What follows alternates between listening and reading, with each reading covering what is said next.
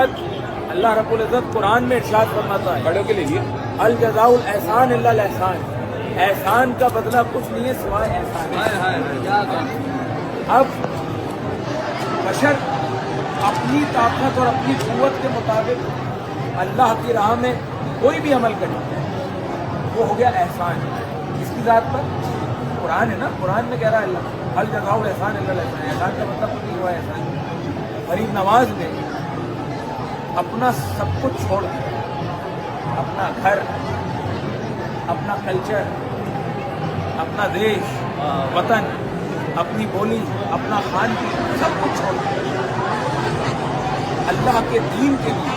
ہندوستان آپ تشریف لائے اور آپ نے اس کفر کے گڑھ میں اللہ اللہ اللہ اللہ کا ورد کرایا۔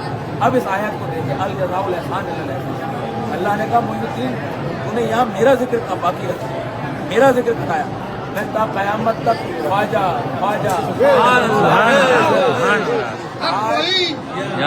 آج دنیا کا کون سا خطہ ایسا ہے، ہندوستان کا نہیں دنیا کا کون سا خطہ ایسا ہے جہاں پہ خواجہ والے نہیں ہوتے؟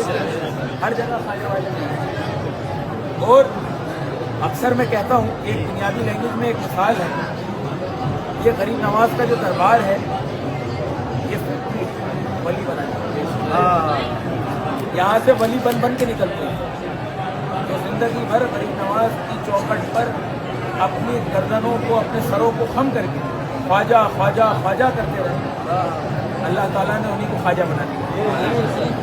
سہے قسمت ہوا وصل خدا خواجہ پرستی، بشر انسان کامل بن گیا خواجہ پرستی۔ اثر یہ ہے کہ قطب الدین فرید الدین نظام الدین ہر ایک ان میں خواجہ بن گیا خواجہ پرستی۔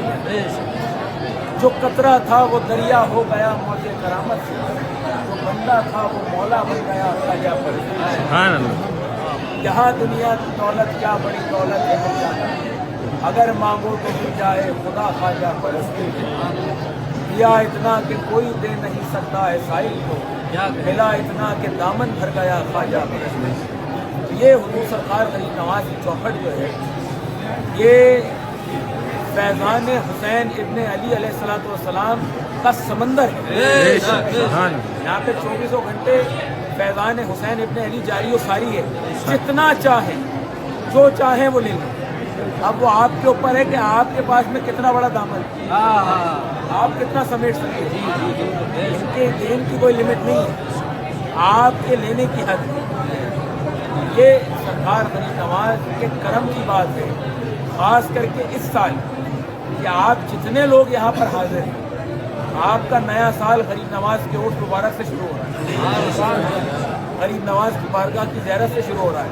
اور ایک خاص بات اور ہے کہ یہ 2025 یہ سال ہے، یہ شروع بھی عرس سے ہوا ہے اور اس کا اختتام بھی غریب نواز کے عرس۔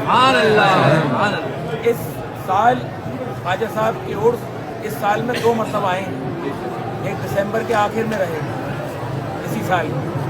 یہ سرکار کی کرم نوازی کی بات ہے۔ اور یہ عرس جو ہے یہ جیسے گھر میں کوئی پروگرام ہوتا ہے، کسی کوئی فنکشن ہوتا ہے بڑا، تو سب سے پہلے انسان لسٹ بناتا ہے کہ بھائی کون خاص خاص لوگ ہیں، میں نے ان کا نام لکھا، اس کے بعد میں پھر انویٹیشن دیں گے، بلائیں گے۔ ارادے روز بنتے ہیں وہ بن کر ٹوٹ جاتے ہیں، وہی اجمیر آتے ہیں جنہیں خواجہ بلاتے ہیں۔ یعنی غریب نواز نے آپ کو اسپیشلی انویٹیشن دے کے بلایا۔ اس سے بڑے کرم کی بات اور کیا ہوگی کہ جو لسٹ غریب نواز تیار کرے اس لسٹ میں آپ لوگوں کا نام، اس سے بڑے کرم کی بات اور کیا ہوگی۔ یہ ہے جسے چاہ در پہ بلا لیا، جسے چاہ اپنا بنا لیا۔ یہ بڑے کرم کے ہیں فیصلے، یہ بڑے نصیب کی بات ہے۔ سرکار غریب نواز کی بارگاہ میں جتنے لوگ حاضر ہیں، جو اندر جا پائے جو اندر نہ جا پائے، وہ جب اپنے گھر کی دہلیز سے وہ باہر قدم رکھا انہوں نے حاضری کے لیے، حاضری خواجہ صاحب نے اسی وقت قبول کر لی۔ خواجہ صاحب دلوں کا حال جانتے ہیں، آپ کو روشن ہے کل اسرار دل، ہر دل کس کس کی کرے کیا کیا کرے گی۔ خواجہ صاحب کی بارگاہ میں جو جو معروضات لکھی، جو جو دعائیں التجائیں ہمارے پاس میں پیش کی، غریب نواز کو سب کچھ روشن ہے۔ خواجہ صاحب دل کی بات زباں پہ آنے سے پہلے پوری کر دیتے ہیں۔ اور ابھی اس وقت حقیقت میں اگر ولی کی نگاہ سے دیکھا جائے غریب نواز کا آستانہ روزہ ہے، حقیقی یہاں کا منظر میں بتاتا ہوں. وہ جو غریب نواز کا روزہ ہے تک لگے ہوئے پنجتن پاک مدینے سے حضور نبی کریم صلی اللہ علیہ وآلہ وسلم آپ بھی یہاں پر تشریف لا چکے ہیں. نجف الاشرف سے مولائے کائنات بھی تشریف لا چکے ہیں. کربلا معلیٰ سے امام حسین علیہ السلام بھی آ چکے ہیں. اور غریب نواز دھولا بنے تمام ہند کے ولی اولیاء حضرت خواجہ قطب الدین بختیار کاکی رحمۃ اللہ علیہ، حضرت بابا فرید الدین مسعود بن شکر رحمۃ اللہ علیہ، حضرت نظام الدین اولیاء محبوب الہی رحمۃ اللہ علیہ، صابر پاک، جتنے ولی اولیاء بر صغیر سب باراتی سب یہاں پر جمع ہے. یہاں پر کس کی حاضری ہو رہی ہے؟ وہ صرف غریب نواز کی بارگاہ میں نہیں، تمام ولی اولیاء کی بارگاہ میں حاضر ہے. کیونکہ بابا صاحب کا ایک بڑا خوبصورت ایک واقعہ ہے حضرت خواجہ قطب الدین بختیار کاکی رحمۃ اللہ علیہ کا. آپ بیٹھ کے اپنی خانقاہ مہرولی شریف آپ درس دے رہے تھے. اس درس کے دوران آپ کے گیٹ کے باہر ایک جنگلی کتا آ گیا آپ کے سامنے. جنگلی کتا جو گلیوں میں گھومتا ہے، کھانا ڈھونڈتے ہوئے آ گیا. جیسے ہی بابا صاحب کی نظر اس پہ پڑی، آپ نے ساری بات روک دی اور ادب سے ساری بات روک کے کھڑے ہو گئے. جب تک وہ کتا سامنے رہا آپ خاموشی کے ساتھ کھڑے رہے. اب تمام مرید میں وسوسہ کہ ہمارے پیر و مرشد، ظاہر سی بات ہے کہ ولی کی گفتگو ہو رہی ہے تو کسی خاص مسئلے پہ ہو رہی ہوگی. ساری بات روک کے کتے کو دیکھ کے کھڑے ہو گئے. جب وہ کتا کھانا ڈھونڈ کے کھانا کھا کے چلا گیا، آپ بیٹھے، آپ نے اپنی بات آگے بڑھائی. کچھ ہی دیر گزری تھی، وہ کتا پھر آ گیا.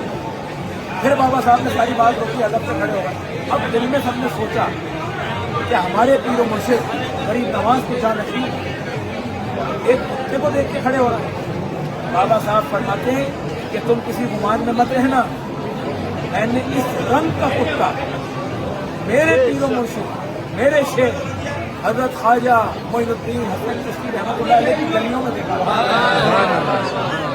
جب میں نے اس کتے کو دیکھا تو میرے کو غریب نواز کی گلیوں کی یاد آ. اب بات کیا ہو رہی ہے؟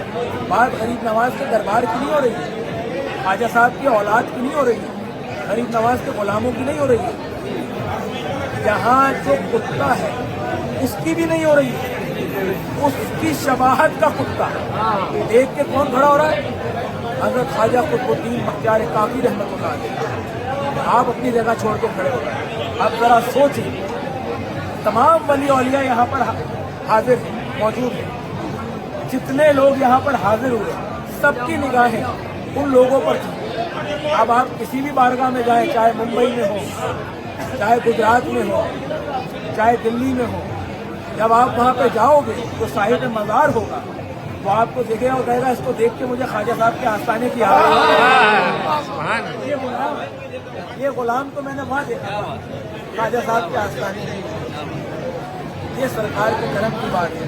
یہ چشتیہ آنگن ہے، یہاں تمام ولی اولیاء کا جھرمٹ، اس جھرمٹ کے بیچ میں آپ لوگ ابھی جو ہم نکل کے آئے نا، ابھی ہم سب لوگ جو آئے کسی کو نہیں معلوم کس ولی اولیاء نے آپ کو ہاتھ لگایا، کس کو آپ نے ہٹا دیا.